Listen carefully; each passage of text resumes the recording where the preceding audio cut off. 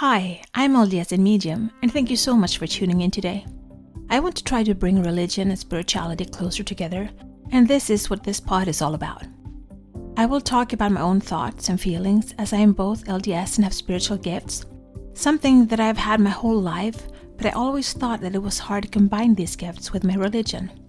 This has torn me into two directions, and I have talked to many people who feel the same way. I can't choose not to have my spiritual gifts, but I can choose how I use them. And I always want to use them for good and to help others. I believe my heavenly parents gave them to me for a reason. So, this is me. Join my quest for knowledge. Tony Robbins, Day 2, Day 3.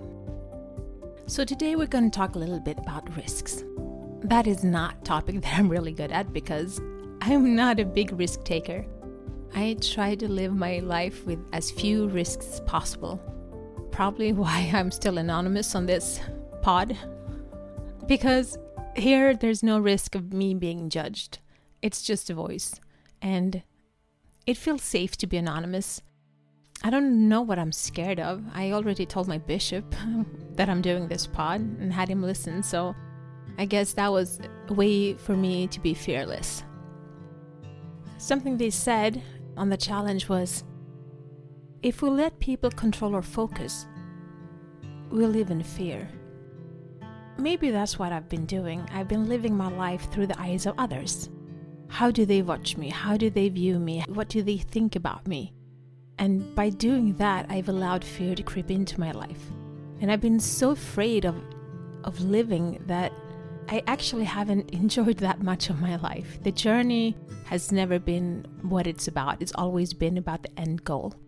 And now I've tried to shift the focus from the end goal to the journey. And that actually takes away a lot of the fear. Every day is a new day, a clean slate. And whatever I make of it is what I make of it. I don't have to worry about what other people want or think. It's my life and my choices. So I think for the past year and a half, I lived more fearless than I have for the first 40 plus some years that I've had in my life. That's been dictated about other people, about their views of me. And now I live my life with my views of me, my dreams, and what I want to accomplish on this earth. And it's liberating, actually. It's fulfilling, and I'm happier than I've ever been. And so when they said that, it actually got me thinking, where has my focus been?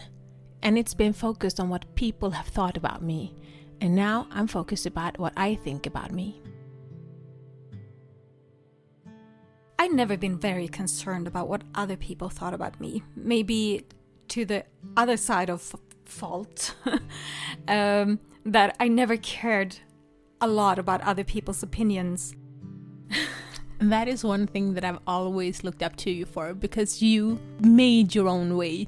You went your own way. You always took the power.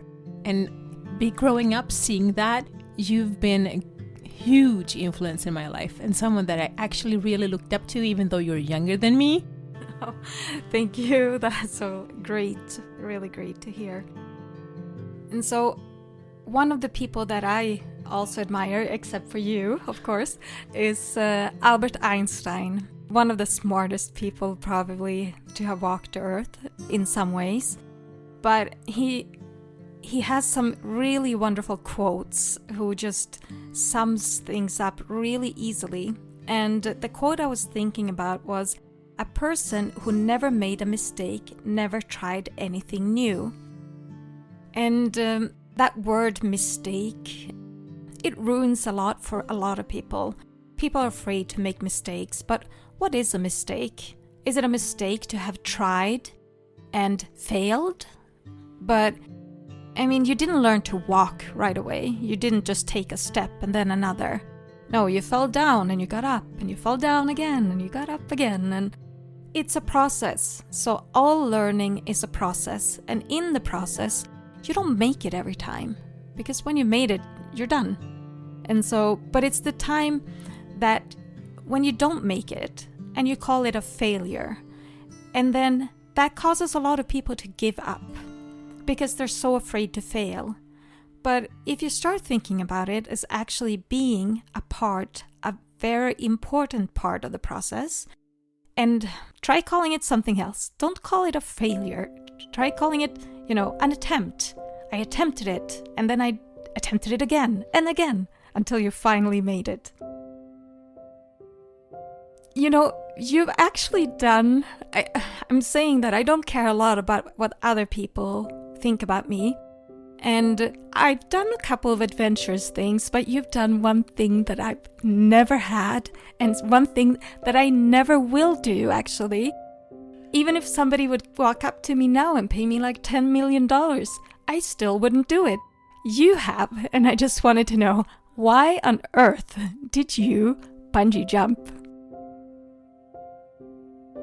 It actually wasn't a bungee jump. It was a reversed bungee jump, which means you get the harness on and you get tied down to something on the ground, and then you have this cord, and they just, and you're to the crane, and they just tighten the cord, tighten, and then they pull the sprint, and like, woo, up in the air you go.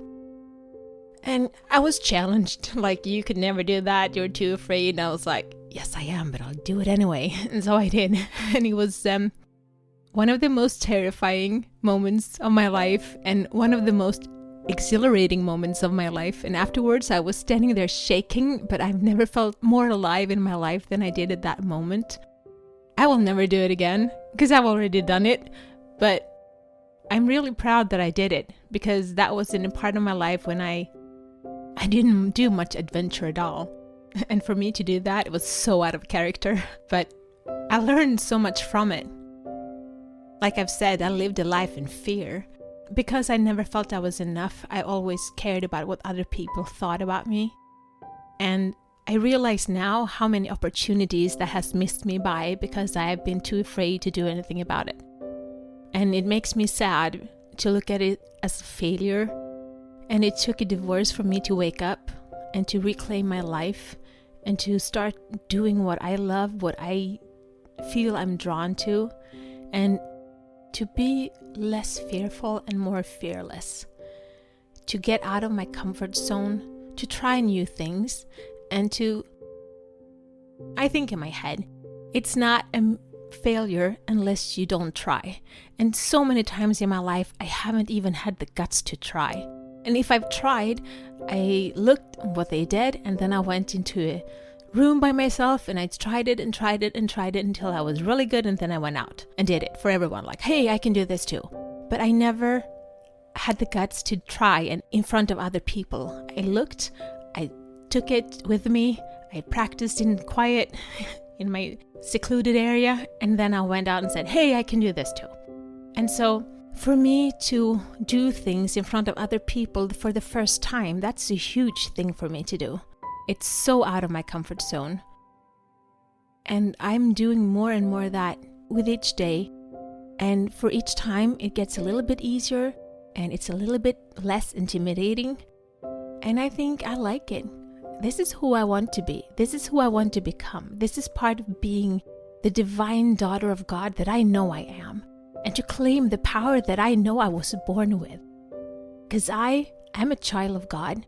And with that knowledge comes so much gratitude and just happiness and just power.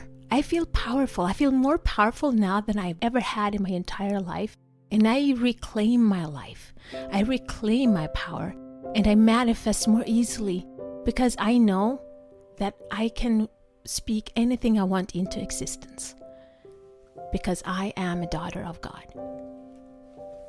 And you deserve it. Thank you.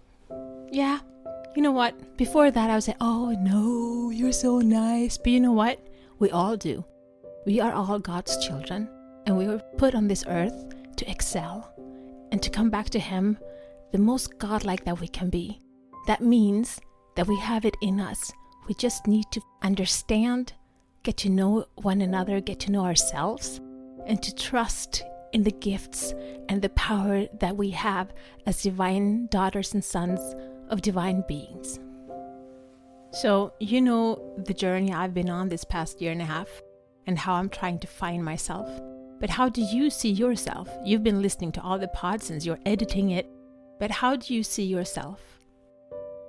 When I think about myself as a daughter of God, it gives me a purpose. It also helps me to understand why I think and behave and want to do certain things in my life. So I've always been an advocate against injustice. Injustice is something that really triggers me. And I also always wanted to defend the weaker. And in our family, I always was the one that wanted peace. I was the mediator. It also has something to do with that. I don't like loud noises. I don't like screaming, conflicts, or yelling, or anything like that. So I always tried to make peace in the family. And so I also always try to make peace in the world. I have big ambitions. If I could rule the world, and I actually think about that quite a bit, then it would be a totally different place than it is now. So when it comes to facing your fears, in my life I put a lot of focus on what I actually want. I haven't focused so much on what I don't have. And I also focused on what I can control. My husband is totally different. He focuses a lot on what he can't control, and then he gets really sad or mad when something doesn't work out. I'm like, well, it already happened, so let's put it behind us. And I actually do in like a minute or two. I was like, okay, that's it. We lost, or, But then he can think about it for hours, days sometimes. And I'm like, well, it's already passed and we can't do anything about it. So let's just move forward. But actually 80% of the people around you focus on what is missing in their lives. And 80% of the people around you focus on what they can't control. So if you focus on what you don't have and what you can't control, you're not going to be very happy. Actually, the happiest people alive are the ones that focus on being happy with what they do have and what they can control. So focus on what you have, focus on what you can control, and focus on the present. And look a little bit to the future. But don't live there. And don't focus on the past, because it's already gone and you can't control it anymore. The only thing you can do is learn from it. Thanks. I think that was actually pretty good. I hope you've had some thoughts about what we said and know that we're all humans. We all have fears in us, but are we letting the fear control us, or do we take control over the fear and live our life to the fullest? That's what I'm working on to learn. And I'm having so much fun while doing it. Until next time, be the light, share the light, spread the light, shine. This is my journey. Thank you so much for keeping me company today. Please download, like, share, and subscribe, and help spread the light and spread the word to expand our community. Let's bring more love, peace, and unity to this world. Take care of yourself and your loved ones. Always be grateful, kind, and loving. Be brave and remember to step out of your comfort zone and smile. If you support us on Patreon, you will get access to our meditations and extra materials so you can download them as MP3. Also, we now have a Facebook group, which you can access from our Facebook community. Please answer the questions as you apply to participate. It will be a safe haven where we can keep discussing religion and spirituality, our spiritual gifts, and self-development. Remember, one person can make a difference, but together we can change the world.